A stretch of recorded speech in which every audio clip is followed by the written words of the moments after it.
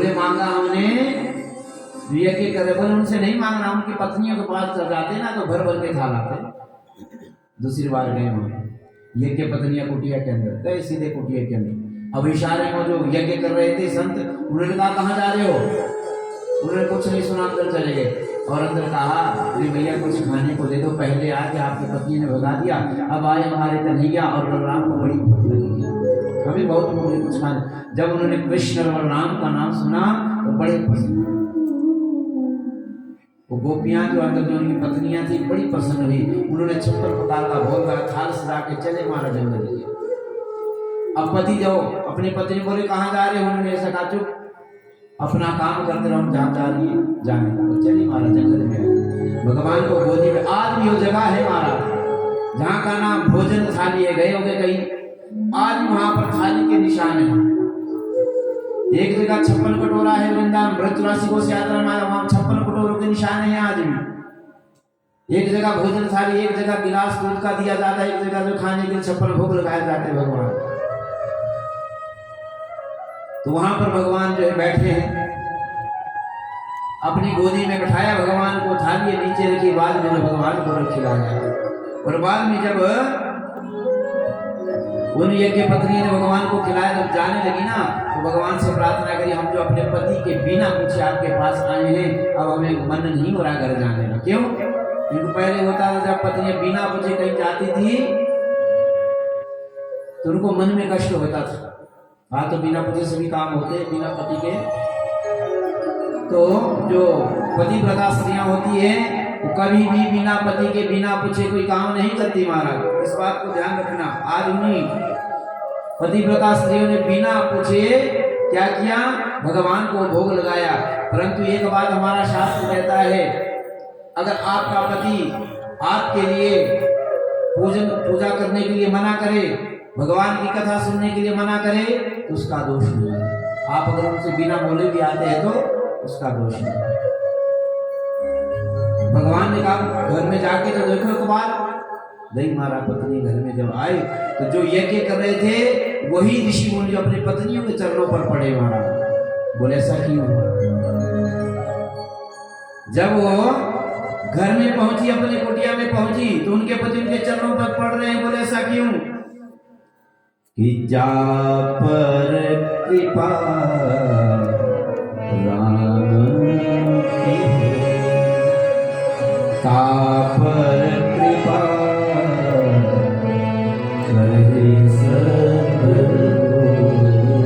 जिस पर प्रभु का हाथ होता है, जिस दिन आपके दुश्मन आपके होने लग जाए, सब आपके होने लग जाए, उस दिन आपने समझना भगवान की कृपा शुरू हो गई है। जा पर कृपा राम की हुई, ता पर कृपा करने सब कोई। उस पर उसका दुश्मन भी कृपा करने लगा, उसका दुश्मन भी उसका हो जाता है। उन ऋषियों ने अपनी पत्नियों से कहा कि धिक जीवनम नास्त्रिविदं विद्या, धिक व्रतम धिक बहु ज्ञानम, धिक कुलम धिक क्रिया, दाक्षम विमुखाय तवो दोक्षरे। धिकार है हमारे जीवन, धिकार है हमारी विद्या को, धिकार है हमारे भजन, हमारे सत्संग को, धिकार है हमारे जो हमने जप किया है, व्रत किया है, तो हम भगवान को नहीं समझ सकते। अब मैं आपको एक बात बताता हूँ, जो हम घर बनाते हैं ना, 4-4 5-5 मंजिल कोठियां बनाते हैं ना, सभी बनाते हैं। परंतु एक बात याद रखना, जब तक उसके अंदर जो माता बहन नहीं होगी ना, तब तक वो घर घर नहीं शमशान है हमारा। 2-4 दिन के लिए माता बहन घर से निकल गए तो घर की व्यवस्था ही बिगड़ जाती है हमारा, घर की व्यवस्था ही बिगड़ जाती है। कपड़े कहीं फेंके हैं, बर्तन कहीं फेंके हैं, जब माता बहन घर में उनको जो है अपने हिसाब से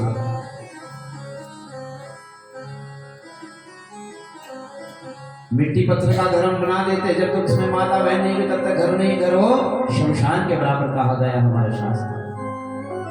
अगर उस घर के अंदर माता बहन कोई स्त्री नहीं तो घर घर नहीं है, वो शमशान है।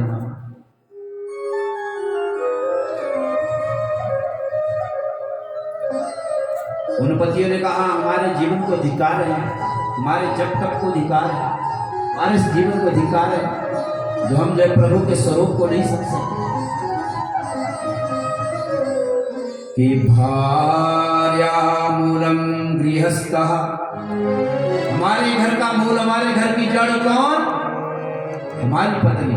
कि भार्या मूलम गृहस्थः, कि भार्या मूलम सुखाय, और सुख की जड़ कौन? उसी घर में सुख है जिसके घर में माता बहन है। कि भार्या धर्मम, पत्नी स्त्री ही धर्म है। बोले क्यों? कथा में ही देख लो, 50 का आंकड़ा है कि धर्म तभी होगा जब तक घर में स्त्री नहीं, वरना धर्म भी नहीं होगा। कि फलावाप्ते भार्या संतान रहे, और हमारा कुल भी तभी जब हमारे घर में कोई स्त्री माता है। इस तरह से भगवान ये के पत्नी का उद्धार किया। और अब आगे कथा आती है, भगवान ने गोपियों के साथ रास पंचाध्याय, 5 अध्याय में भगवान ने गोपियों के साथ रास किया। अब रास के अधिकारी कौन है? पहले तो सुन लीजिए कि रास की जो कथा है कौन कौन सुन सकता है? पहला कि प्रथमा सुमरिये भागवत भगत भगवत वाणी, जिसने जो है लगातार जो है 6 दिन तक कथा सुनी है। कितना दिन है? 6ठा दिन है कथा। जिसने लगातार कथा सुनी है वही जो है इस रास का अधिकारी, इस रास में प्रवेश करने का अधिकारी। द्वितीय आराधे भक्ति व्यास नवभान्ति भगवान, जो आपको व्यास फिर से कहा गया है उसको अपने जीवन में अमल करना, वही रास का अधिकारी है। सुन तो लिया कान से, निकाल दिया दूसरे कान से, वो भी रास का अधिकारी नहीं।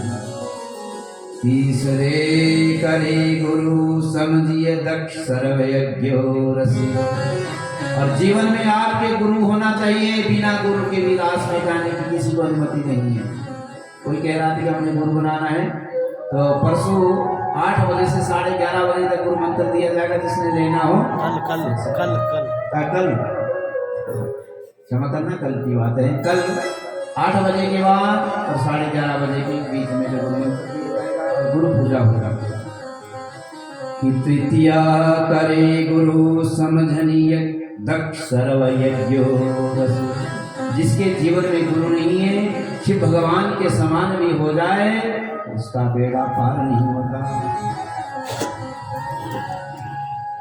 चौथे हुए विरक्त बसे बनराज रसिलो, जिसका मन विरक्त हो चुका है, मन में काम क्रोध मद लोभ मोह माया कपट छल छिद्र ना हो, वही रास में जाने का अधिकार।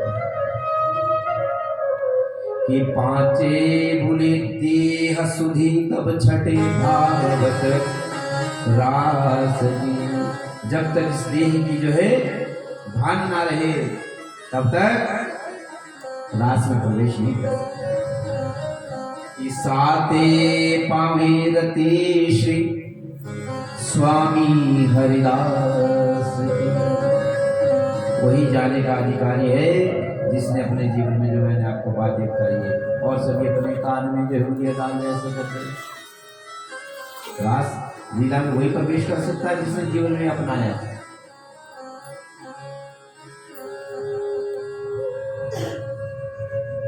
देखिए, रास की लीला जो हमें तभी समझ आएगी जब तक हमने पीछे की कथा न सुनी। अगर आज ही आए हैं ना और आज ही आप बोलेंगे हम तो रास लीला में प्रवेश करेंगे, तो ऐसा नहीं। तो रास में जाने से पहले गोपी बनना पड़ता है। क्या बनना पड़ता है? क्या बनना पड़ता है?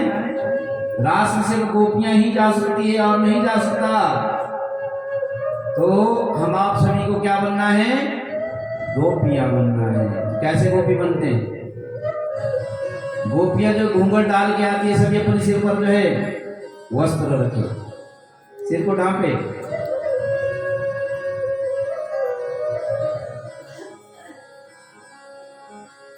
शायद मैंने कल भी कहा था, संसार में आए तो एक पुरुष आया है और सब जो है नारीवत संसार है, स्त्रीवत संसार है। सभी अपने वस्त्र जो है सिर पर रखे और गोपी का रूप धारण करे, वही रास में जाने के, ठीक है। तो आइए रास में प्रवेश करें। अब गोपी का मतलब समझे, गोपी क्या है। गो का मतलब होता है हमारी जो इंद्रियां हैं, ज्ञान इंद्रिया और कर्म इंद्रिया, और पी का मतलब होता है पीना, ठीक है। हमारी न कर्म इंद्रिय ज्ञान इंद्रिय से हर एक क्षण में प्रभु का नाम निकले, हर एक गोपी है। हर क्षण इस सीमा से भगवान नाम रूपी रस हमारे अंदर चलता रहे, गोपी हर एक गोपी। अब देखिए हमारे जो है वेद है, उसमें 3 कांड है। कितने कांड है? एक जो है कर्म कांड है, एक ज्ञान कांड है, एक उपासना कांड है। ये जो ज्ञान कांड है ना, इस ज्ञान कांड में 4000 श्लोक है। कितने हैं? 4000 ज्ञान के श्लोक हैं हमारे वेद में। कर्मकांड के कितने हैं? 80,000 मंत्र है हमारे वेद में। जब हम कर्मकांड करते हैं ना, भगवान की पूजा करते हैं, 80,000 मंत्र, 4,000 में ज्ञान है। अब 1,00,000 श्लोक सारे बचे कितने? 16,000। कितने बचे? 16,000। ये ही 16,000 मंत्र है उपासना के। उपह यस्नः यस्सः उपासना, ठीक है। भगवान की समीप ले जाए, भगवान के समीप ले जाए, ऐसे जो है 16,000 श्लोक हैं। और यही 16,000 जो है गोपियां बनकर जो यही श्लोक 16 उपासना के जो 16,000 मंत्र है, यही गोपियां बनी और इन्हीं गोपियों ने रास किया है। आगे कहा गया 16,108। 108 हमारे उपनिषद है। टोटल कितने हुए? 16,108। भगवान ने आज क्या किया हमारा? शरद पूर्णिमा का दिन है, वृंदावन में गए, अपने अधरों पर बांसुरी रखी महाराज, और बांसुरी जैसे रखी उस बांसुरी को बजाने लगे, और उस बांसुरी से हर एक गोपी का नाम निकलने लग गया महाराज। जो 16,108 गोपियां हैं, जैसे भगवान ने बांसुरी बजाई तो 16,108 जो है गोपियों का नाम उस बांसुरी से निकला। गोपियां अपने घर में काम कर रही हैं, जिस जिस काम में है उस काम को, कईयों के हाथ में लोटा पकड़ा है तो लोटा पकड़ के आ गई महाराज, कईयों के हाथ में चिमटा है, कड़छी है, उसको लेके जो वृंदावन आ गई महाराज। कई माता बहनों की आदत होती शाम को आंखों में काजल लगाने की, होती है ना, लगाते हैं ना कई, तो कई काजल लगा रही है। अब काजल की जगह में लिपस्टिक लग जाए और लिपस्टिक की जगह में काजल लग जाए तो कैसा सुंदर आपका चेहरा बनेगा हमारा? नहीं समझ में आया? काजल की जगह आप लिपस्टिक लगा दे जो होंठों में लगाते हैं, और आंखों की चीज होंठों में लगा दे तो कैसा आपका जो है स्वरूप होगा ना, अच्छा होगा। तो उनकी सुध बुध हो गई महाराज। आंखों की चीज होंठ में लगा रहे और होंठों की चीज आंख में लगा रहे। ऐसी गोपियां चली वृंदावन को, हजारों गोपियां हमारा चारों तरफ से आई, भगवान जो है बांसुरी बजा रहे हैं। कैसे बजा रहे और कैसी गोपियां, सभी जो है गोपियों को अगर रास में जाना है तो आपको गोपी बनना पड़ेगा। गोपी बनेंगे तभी रास, क्योंकि भगवान शंकर भी जब रास में आए वो भी स्त्री बने हैं महाराज। हम आप सभी को स्त्री बनना है और उस रास में प्रवेश करना है। तो आइए हम भी चलते हैं उस रास में, वृंदावन में भगवान हमें बुला रहे हैं। किस किस को बुला रहे हैं? सभी को। तो चले सभी वृंदावन की ओर। वृंदावन बिहारी लाल की जय, रास रसैया भगवान की जय। तेरी बंशी पे जाऊं बलिहार रसिया, मैं तो नाचूंगी तेरे दरबार रसिया, मैं तो नाचूंगी तेरे दरबार रसिया। तेरी बंसी पे जाऊं बलिहार रसिया, मैं तो नाचूंगी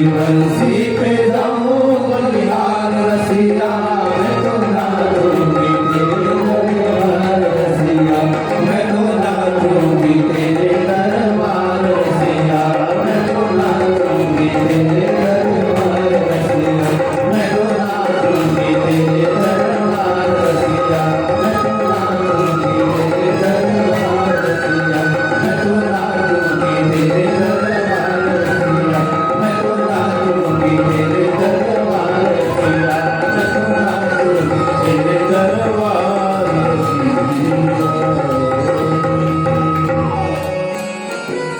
हजारों गोपियां वृंदावन में आई, भगवान बंसुरी बजा रहे हैं।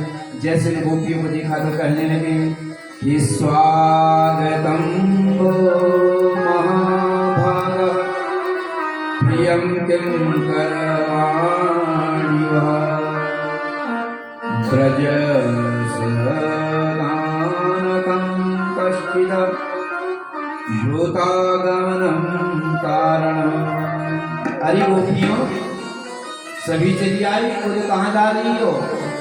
अब देखिए, पहले तो भगवान जीव को अपनी ओर आकर्षित करता है, अपनी ओर बुलाता है, फिर भगवान परीक्षा देता है। एक बार जब भगवान के पास आ गए तो फिर भगवान परीक्षा लेना शुरू कर देता है। भगवान ने गोपियों की परीक्षा ली। क्या परीक्षा ली? आई आई आप सभी का स्वागत है। बोले कहाँ जा रही हो? गोपियां चुप हो गई। पहले हमारा बांसुरी में नाम लेते हो, बाद में पूछते कि कहाँ जा रहे हो। पहले तो बांसुरी में नाम लेते, बुलाते हो हमें वृंदावन के लिए, अब बोलते हो कि हमारे मेरे पास की माई, यहाँ की माई। अच्छा, आज शरद पूर्णिमा है, तुम वृंदावन की छटा देखने के लिए आई होगी कि पूर्णिमा में जो वृंदावन कैसे लगता है, देख लिया, जाओ निकलो घर को। उन गोपियों ने सिर झुकाया है, हमारा भगवान परीक्षा ले रहे हैं।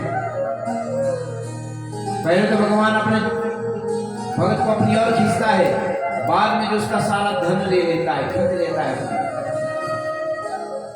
तब उसको अपने परिवार वालों से अलग करता है, अपने मित्र सगे संबंधियों से अलग कर देता है। अगर उस परिस्थिति में भी मनुष्य प्रभु का बना रहा तो समझना कि प्रभु उसका बन गया। उस परिस्थिति में अगर आपने छोड़ दिया कि कुछ नहीं, चलो निकलो, इसको क्या जरूरत है? प्रभु कहता है जब मेरी परीक्षा में मनुष्य सफल होता है, अपना मान टले टल जाए पर भक्त का मान।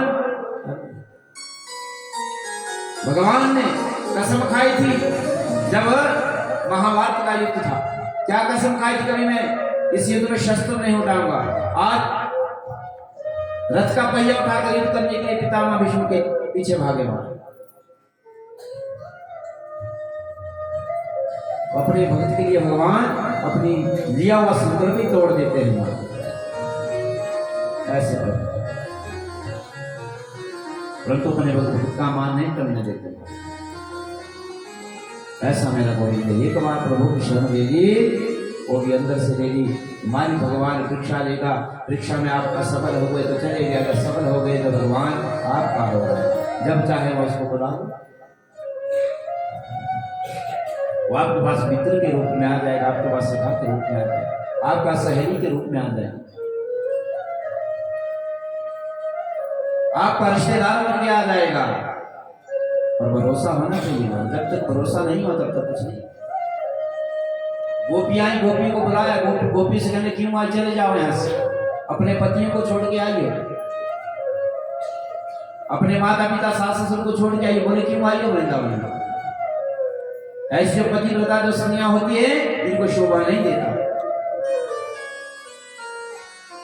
तब उन गोपी ने भगवान से कथा कही। बोले क्या कथा कही? उन्होंने कहा एक स्त्री थी, अपने पति से बहुत प्रेम करती, पतिव्रता स्त्री थी, अपने पति का पूजन करती, उनके पांव धोती थी, उनके खाने से पहले अपने आप नहीं खाती, पहले उनको खिलाती, उनके सोने के बाद सोती, उनके उठने से पहले उठ जाती महाराज। ऐसे पतिव्रता स्त्री, एक दिन उसका पति कहीं जाने को तैयार हुआ, बोले कहाँ जा रहा? दूर जा रहा हूँ। बोले कई दिनों के लिए जा रहा हूँ। बोले मेरा पति व्रत भंग हो जाएगा।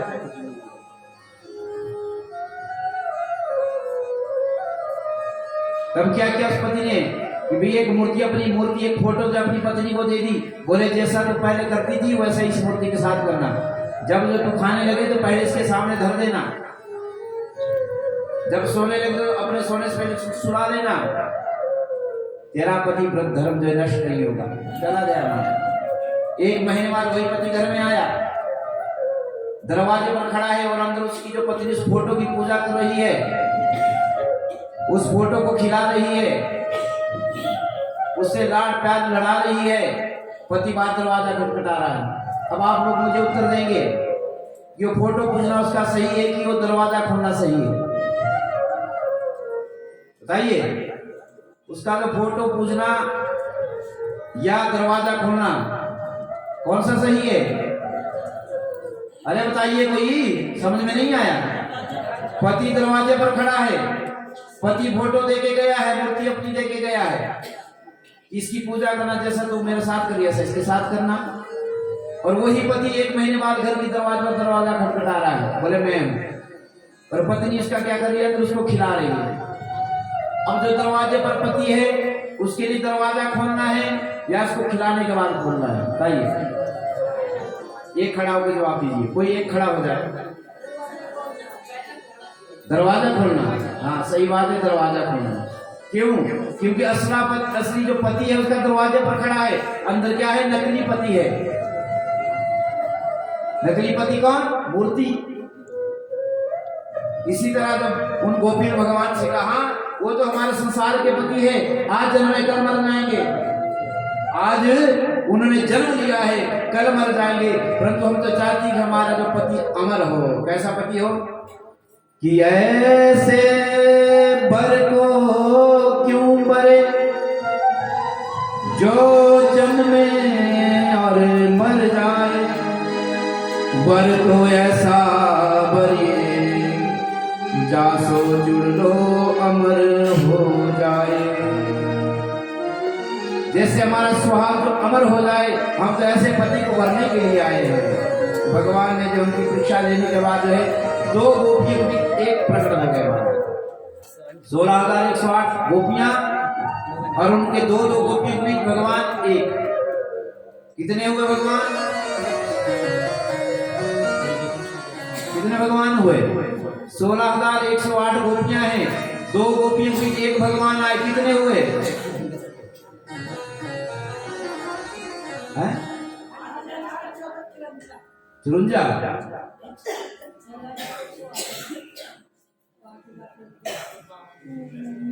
हिसाब लगाते रहना जितने हुए होंगे। तो भगवान इधर रूप प्रकट होकर आए महाराज और गोपी के साथ रास करने लगे। अब जैसे भगवान रास करने लगे महाराज, यहाँ पर गोपी को अहंकार हो गया। क्या अहंकार हो? भगवान किसी के अहंकार को नहीं रहने देते। अहंकार हुआ कि हम जो विश्व सुंदरी गोपियां हैं और भगवान हमारे साथ रास कर रहे हैं। अहंकार गोपियों, भगवान जो है उन गोपियों के बीच से जो है अदृश्य हो गए। जैसे अदृश्य हुए, गोपियां पागल हो गई महाराज। जैसे एक मछली को पानी से निकाल कर बाहर फेंकते हैं ना महाराज, मछली कैसे तड़पती है, वैसे गोपियां तड़पने लगी। कोई पूतना बन रही है, कोई शक्तासुर बनना है, कोई कृष्ण बन रही है गोपी। एक गोपी को उठाए नीचे पटक दे महाराज, कोई तृणावृत बन रही है, पागल हो गई महाराज। भागती भागती जो है आगे जा रही है। हमारे कन्हैया, हमारे जो है कृष्ण कहाँ गए, हमारे कांत कहाँ गए?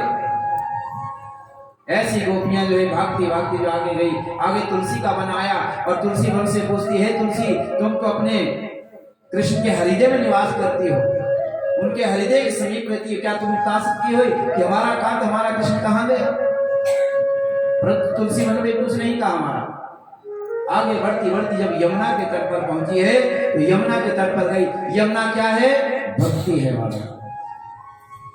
जब तक यमुना रूपी भक्ति में हम गोता नहीं लगाते तब तक भगवान की प्राप्ति नहीं होती।